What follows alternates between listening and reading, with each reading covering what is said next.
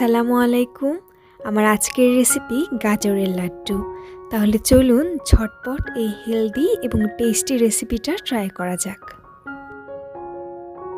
মজাদার এই লাড্ডু বানানোর জন্য আমি হাফ কেজি পরিমাণে গাজর নিয়ে নিয়েছি।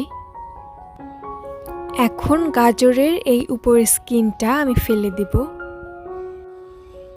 এজন্য একটি ভেজিটেবল পিলার দিয়ে এর উপরের স্কিনটা আমি ফেলে দিচ্ছি। আপনারা চাইলে ছুরি বা বটির সাহায্যেও পিলিংটা করে নিতে পারেন। গাজরের উপরের স্কিনটা একটু খসখসে আর একটু মোটা হয়ে থাকে, এজন্যই মূলত স্কিনটা ফেলে দেওয়া। আবার অনেক সময় দেখা যায় গাজরের গায়ে ছোট ছোট গর্ত থাকে, সেখানে সামান্য ধূলিকণা লেগে থাকতে পারে। এজন্য চেষ্টা করবেন সবসময় গাজরটা পিলিং করে নেওয়ার জন্য। সব কয়টি গাজরের স্কিন আমি পিলিং করে নিয়েছি। এবার একটি গ্রেটারের সাহায্যে গ্রেটারের সবচেয়ে ছোট ছোট যে অংশগুলো থাকে সেগুলো দিয়ে আমি গাজরগুলো গ্রেট করে নিব।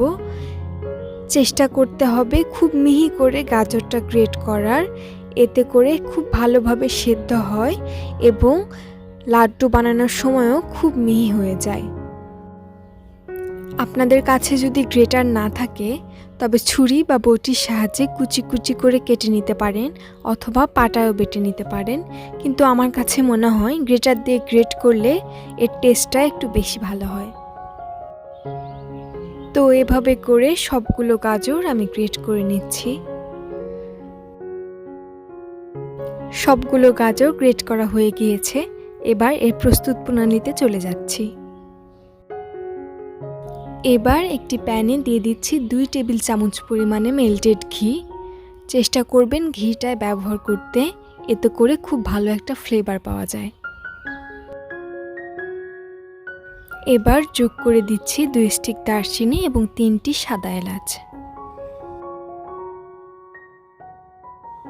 এলাচ এবং দারচিনি ব্যবহার করলে গাজরের যে কাঁচা স্মেলটা থাকে সেটা দূর হয়ে যায়। এখানে আস্ত এলাচের পরিবর্তে গুঁড়ো এলাচটাও ব্যবহার করে যায়। যখন এলাচ এবং দারচিনির খুব সুন্দর একটা ঘ্রাণ নাকে এসে লাগবে, সেই পর্যায়ে আমি গ্রেট করা গাজরগুলো দিয়ে দিব। তো চুলার আঁচটা মিডিয়াম টু হাই রেখে গাজরগুলো হালকা করে ভেজে নিব। তো এ পর্যায়ে লক্ষ্য রাখতে হবে যেন চুলার আঁচটা সবসময় মিডিয়াম টু হাই থাকে। কখনোই চুলার আঁচটা লোয়ে রাখা যাবে না, তাহলে গাজর থেকে এক্সট্রা পানি ছেড়ে দিবে এবং পরবর্তী পর্যায়ে গাজরটা সিদ্ধ হতে চাইবে না। এমনভাবে গাজরটা ভেজে নিতে হবে যাতে গাজর থেকে এক্সট্রা পানি বের না হয়। ঘিয়ে সামান্য একটু গাজরটা ভেজে নিলে কি হবে, গাজরের যে কাঁচা স্মেলটা থাকে সেটা থাকবে না। এই পর্যায়ে দিয়ে দিব 1 কাপ পরিমাণে লিকুইড মিল্ক। আপনাদের কাছে যদি লিকুইড মিল্কটা অ্যাভেলেবল না থাকে তাহলে পাউডার মিল্কটাও ব্যবহার করতে পারেন। সেক্ষেত্রে একটু গরম পানিতে গুলিয়ে তারপর ব্যবহার করতে হবে। দুধটা আগে থেকে জাল দিয়ে একটু ঘন করে নিয়েছিলাম, এতে করে টেস্টটা আরও একটু ভালো হয়। দুধটাতে যখন একটু বলক চলে আসবে সে পর্যায়ে আমি ঢাকনা দিয়ে গাজরগুলো ঢেকে দিব, এতে করে খুব ভালোভাবে গাজরটা সিদ্ধ হবে। চুলার আঁচটা কিন্তু এ পর্যায়ে মিডিয়াম টু লোয়ে রাখতে হবে।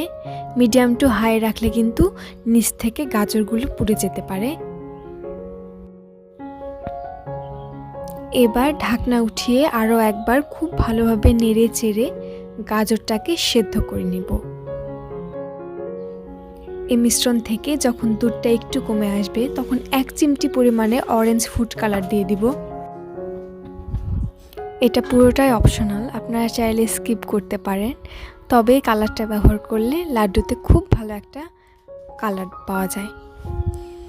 আবারও নেড়ে চেড়ে খুব ভালোভাবে কালারটা মিশিয়ে নেব। গাজর এমনিতেই খুব কালারফুল একটা সবজি, আপনারা যদি এই ফুড কালারটা ব্যবহার নাও করেন তবেও কিন্তু খুব ভালো একটা কালার আসবে। গাজরটা যখন সেদ্ধ হয়ে আসবে এই পর্যায়ে আমি 1 কাপ পরিমাণে চিনি যোগ করে দিব। চিনি আগে যোগ করে দিলে কি হতো, অনেক সময় দেখা যায় গাজরটা সেদ্ধ হয় না।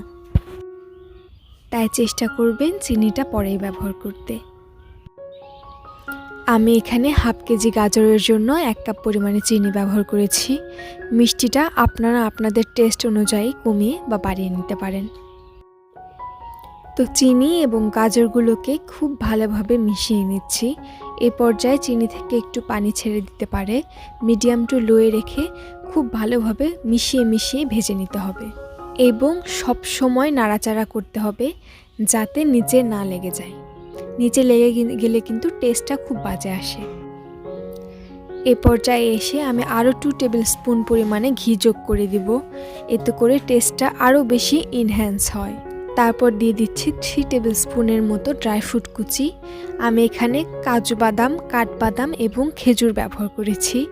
আপনারা চাইলে যে কোনো ড্রাই ফ্রুট ব্যবহার করতে পারেন, আবার আপনাদের হাতের কাছে না থাকলে স্কিপও করতে পারেন। এটা দিলে টেস্টটা আরও একটু ভালো হয়, না দিলে কোনো প্রবলেম নেই।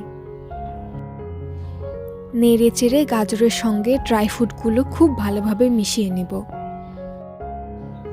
গাজরের মিশ্রণটা ড্রাই না হওয়ার আগেই যদি ড্রাই ফ্রুটগুলো দেওয়া হয়, তাহলে ড্রাই ফ্রুটের মধ্যে গাজরের একটা ফ্লেভার পাওয়া যায়, এতে করে স্বাদটা আরও বেশি এনহ্যান্স হয়। এবার চুলার আঁচ একেবারে লোয়ে রেখে গাজরের মিশ্রণটা একটু ড্রাই করে রান্না করে নেব।